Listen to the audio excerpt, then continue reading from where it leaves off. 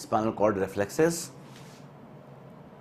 There are three types of reflexes. We can say monosynaptic reflex, number one. Number one is monosynaptic. Number two is bisynaptic. Number three is polysynaptic. So if there is a one synapse, if synapse is only one, it is called as monosynaptic. For example, the stretch reflex. Stretch reflex is the best example of monosynaptic reflex, because in this you can see only one synapse is there. Okay.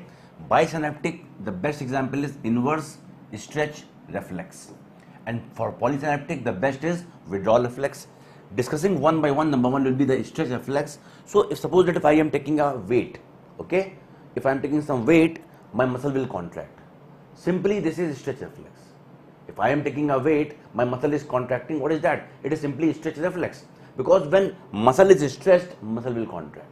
So skeletal muscle with intact nerve supply is stretched within a physiological limit, muscle will contract. This simply it is called as stretch reflex. Sensor for this will be muscle spindle. Inside every muscle there is a chip, there is a hardware, and that is called as muscle spindle or intrafusal fiber. And what is the purpose of this sensor? It will sense the change in the length of muscle fiber. Please remember, not the tension. What this will sense? It is going to sense any change in the length of muscle fiber. So when there is a stretch, it will sense the change in the length of muscle fiber. That is why stretch is causing muscle contraction. So the purpose of this sensor is to sense change in the length of muscle fiber. Afferent is going to the spinal cord, then efferent will come and there will be a response. So we can see the stimulus is passive. You are not actively stretching the muscle. For example, you are taking a weight and muscle will be stretched. Or all deep tendon reflex. You are doing biceps jerk, you are doing triceps jerk, knee jerk. All deep tendon reflexes are example of stretch reflex. This topic is very important. I will revise every point in this summary video.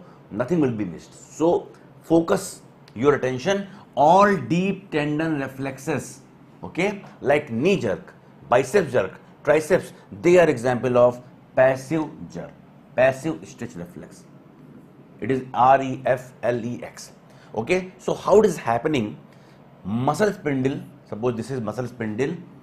If it is stretched, it is also called as intrafusal fiber. Okay, this will carry impulse by afferent. Which afferent? 1A and 2. It is also asked in the examination, which afferent is taking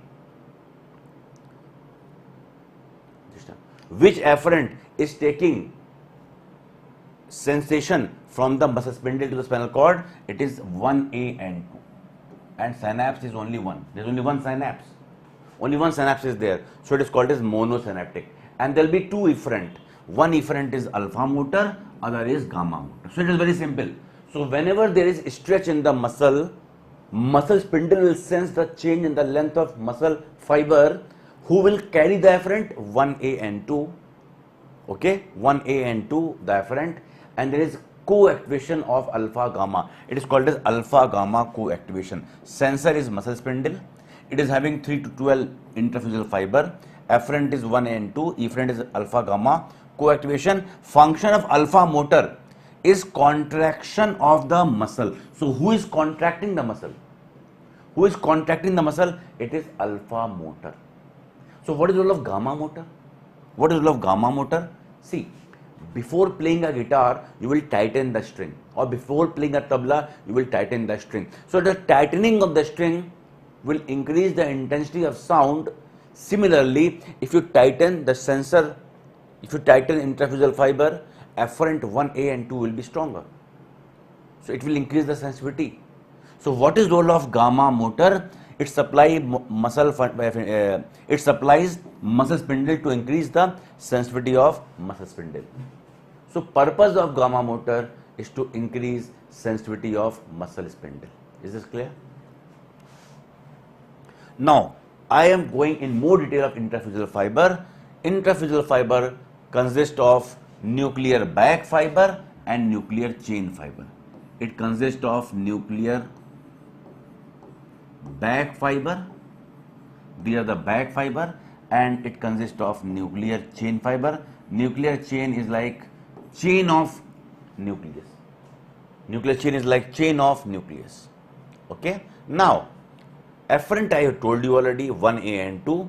But you must be very much clear, nuclear bag is of two types. Nuclear bag dynamic, nuclear bag static, and nuclear chains are always static. Nuclear bags are of two types, dynamic, static, and nuclear chains are always static.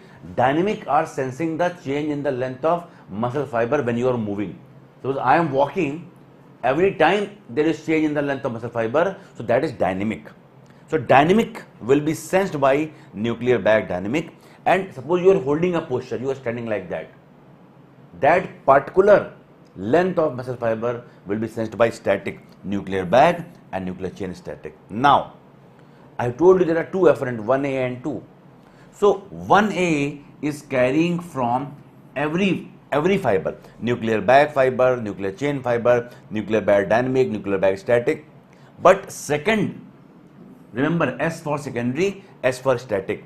It is carrying only from nuclear bag static and nuclear chain. So remember, secondary is static. Primary nerve or annulospiral fiber are carrying afferent from every fiber, nuclear bag dynamic, nuclear bag static. Okay, let me write that. It is nuclear bag dynamic, it is carrying from nuclear bag dynamic, nuclear bag static, also from nuclear chain, which is always static. But second fiber is carrying only from the static one. Is this clear? This was about nuclear bag. You see, nuclear bag and nuclear chain. Nuclear bag can be dynamic as well as static, and nuclear chains are always static. It detects the velocity. It means rate of change of length of muscle fiber. It will detect the rate of change of length of muscle fiber, and static is sensing tonic length of muscle fiber. Tonic length of muscle fiber. Is this clear? Again, we have discussed 1A is carrying from both nuclear bag dynamic, nuclear bag static, okay, as well as 2 is carrying only from you can see nuclear bag static and nuclear chain. It is also carrying from nuclear chain. So 1A is carrying from every fiber and 2 is carrying only from static. So S for S. Secondary is always static. Is this clear? Nuclear chain 1A dynamic, 2A is only static. So is this clear? Now, efferent is always gamma efferent. Okay. Now, gamma efferent can again be of two types. If it is supplying the dynamic nuclear bag, they are called as plate endings. And if they supply the static nuclear bag, they are called as nuclear chain, they are called as trail ending. So if they supply the dynamic nuclear bag, they are called as plate endings.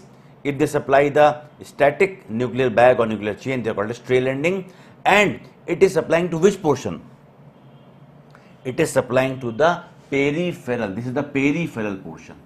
So gamma efferent are coming to the peripheral portion. You can see in this diagram. So remember, doctors, it supply to the peripheral contractile portion of muscle spindle, not the central. This is very important point. So it is supplying to the peripheral. Why? Because center part is non-contractile. So it will supply to the peripheral contractile portion of muscle spindle. Now what is gymnastic maneuver? When we are doing the reflexes like deep tendon reflex, biceps, triceps, and they are not coming, we will ask the patient to do like this or clench the teeth. Then it will come very brisk. What is the reason behind that? By clenching of teeth or by making a fist like this, you are increasing gamma motor discharge. So that is going to increase the sensitivity of muscle spindle. One more thing, in hypothyroid, BMR become less. So they will give delayed reflex. The relaxation phase will be delayed. For example, normally this is biceps. In the hypothyroid, it will come slowly. It is called as hung up reflex. So delayed relaxation phase is called as hung up reflex. If patient is of hyperthyroid, BMR will be high, and if BMR will be high, they will have brisk reflex. Now, second is inverse stretch reflex. It is a type of dynamic reflex. Sensor can be Golgi tendon organ. It will sense what? Tension, force, or it is a passive even. Okay, it can be passive also, it can be active also. Is this clear? So, stretch is active contraction, effect will be muscle relaxation. So, it is a protective reaction, inhibition of alpha motor neuron via interneurons. See, normally if you take some dumbbell of 5 kg, muscle will contract, 10 kg, muscle will contract, 50 kg, muscle will contract, 80 kg. Now, this is exceeding the tension of the biceps. So, suddenly the weight will fall down. Why? Because this will exceed the tension. So, muscle will not contract now, muscle will relax. So, this is good, otherwise muscle will be damaged. So, it is a type of protective reflex. It is called as inverse stretch reflex. You can see here we are having Golgi tendon organ, okay, and the afferent here will be 1B and 1A. 1A and 1B is for what? It is for muscle spindle, but we are having interneurons which are coming from Golgi tendon organ. So, it is different that they were having 1A and 2 as the afferent, and these are having 1B. So, 1B is from Golgi tendon, 1A and 2 are from muscle spindle. You can see both. 1A and 2 are carrying impulse from muscle spindle. 1B is carrying from Golgi tendon organ, and they are having interneurons, and they have 2 synapses. So, they are called as bisynaptic neuron. So, in spindle, in stretch reflex, muscle was contracting. In inverse stretch reflex, muscle is relaxing.